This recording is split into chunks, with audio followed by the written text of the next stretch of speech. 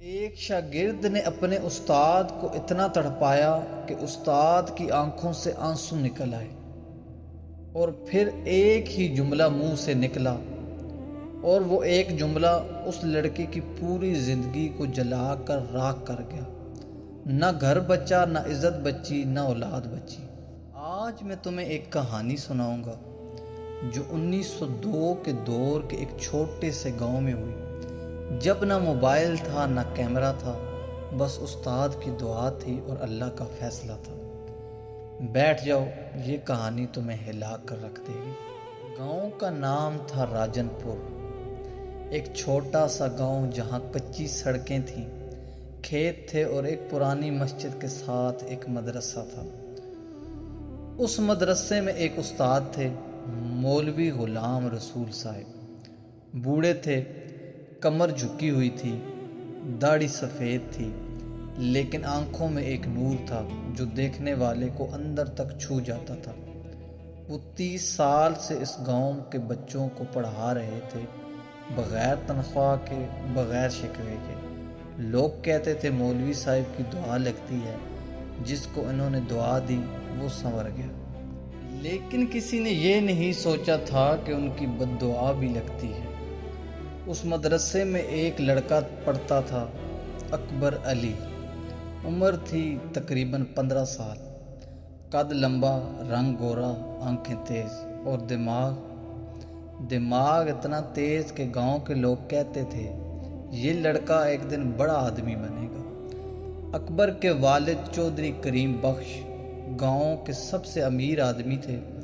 زمینیں تھیں، گھوڑے تھے، نوکر تھے، اور اسی عمارت نے اکبر کو مغرور بنا دیا تھا۔ مدرسے میں جب مولوی صاحب پڑھاتے، اکبر پیچھے بیٹھ کر دوسرے بچوں کو ہنساتا۔ جب مولوی صاحب سوال پوچھتے، اکبر جان بوجھ کر غلط جواب دیتا اور پھر ہنستا، لیکن مولوی صاحب صبر کرتے کیونکہ وہ جانتے تھے بچے ہیں، سیکھ جائیں گے۔ یہ جولائی کا مہینہ تھا، گرمی اتنی تھی کہ چھت جلتی تھی۔ مدرسے میں کوئی خاص ہوا کا انتظام بھی نہیں تھا، بس ایک ٹوٹی ہوئی کھڑکی تھی۔ مولوی صاحب سبق پڑھا رہے تھے، قرآن کی آیات کا ترجمہ سمجھا رہے تھے۔ اچانک پیچھے سے ہنسی کی آواز آئی۔ مولوی صاحب نے مڑ کر دیکھا، اکبر نے مولوی صاحب کی نقل اتاری تھی، جھکی ہوئی کمر، لڑکھڑاتی چال، اور سارے بچے کہکے لگا رہے تھے۔ مولوی صاحب رک گئے، بالکل خاموش ہو گئے۔ کلاس میں سناٹا چھا گیا۔ مولوی صاحب نے اکبر کو دیکھا اور اکبر نے ڈرنے کے بجائے مسکرا دیا، جیسے کہہ رہا ہو کیا کر لو گے، میرے ابو تو چودھری ہیں۔ مولوی صاحب کی آنکھیں بھر آئیں۔ 30 سال کی محنت، 30 سال کی عزت، اور آج ایک لڑکے نے سب کے سامنے مذاق بنا دیا۔ وہ کتاب بند کر کے اٹھے، آہستہ آہستہ باہر چلے گئے۔ پھر ایک رات ایسی آئی۔ اس رات مولوی صاحب بہت دیر تک مسجد میں رہے۔ گاؤں کے امام نے دیکھا مولوی صاحب سجدے میں پڑے ہیں اور کندھے ہل رہے ہیں، وہ رو رہے تھے۔ امام صاحب نے بعد میں بتایا کہ انہوں نے سنا مولوی صاحب کہہ رہے تھے، یا اللہ، میں نے اس لڑکے کو اپنا بیٹا سمجھا، آج اس نے میری عزت خاک میں ملا دی۔ یا اللہ، تو دیکھنے والا ہے، تو فیصلہ کر۔ اور بس مولوی صاحب نے کوئی بری بد دعا نہیں دی، بس اپنا معاملہ اللہ پر چھوڑ دیا۔ لیکن جب مظلوم کا معاملہ اللہ پر چھوڑا جاتا ہے تو پھر کوئی چودھری نہیں بچا سکتا۔ اگلے دن سے اکبر کی زندگی بدلنا شروع ہو گئی، لیکن ایسے نہیں جیسے فوراً بجلی گرے، بلکہ ایسے جیسے کوئی چھت آہستہ آہستہ گرتی ہے اور تم سمجھتے رہتے ہو کہ سب ٹھیک ہے، جب تک کہ وہ تمہارے اوپر نہ آ گرے۔ چودھری کریم بخش کی زمینوں پر ایک پرانا جھگڑا تھا پڑوسی گاؤں کے چودھری سے۔ برسوں سے یہ معاملہ دبا پڑا تھا، لیکن اس سال اچانک کیس کھل گیا۔ گاؤں میں عدالت لگی، چودھری عدالت گیا اور چودھری کریم بخش یہ کیس ہار گیا۔ 50 ایکڑ زمین ہاتھ سے نکل گئی۔ گاؤں میں سرگوشیاں شروع ہو گئی، چودھری پر کوئی آفت آئی ہے۔ اسی سال چودھری کے گھر میں آگ بھی لگ گئی۔ رات کا وقت تھا، سب سو رہے تھے۔ کسی طرح سب نکل آئے، لیکن گھر کا آدھا حصہ جل گیا۔ برسوں کی بچت، زیور، نقدی سب راکھ ہو گئی۔ اکبر کو پہلی بار ڈر لگا۔ اکبر ذہین تھا، لیکن اب اس کا دماغ کام نہیں کر رہا تھا۔ جو یاد کرتا بھول جاتا، جو سمجھاتا سمجھ نہ آتا۔ میٹرک کا امتحان دیا، فیل ہو گیا۔ گاؤں میں جو لڑکے اکبر سے کمزور تھے وہ پاس ہو گئے۔ اکبر شرم سے گھر سے نہیں نکلتا تھا۔ اس کے ابو نے اسے دوسرے شہر بھیجا، وہاں سے بھی فیل ہو گیا۔ تیسری بار اکبر نے امتحان دینا ہی چھوڑ دیا۔ اکبر کی عمر 20 سال ہو گئی تھی۔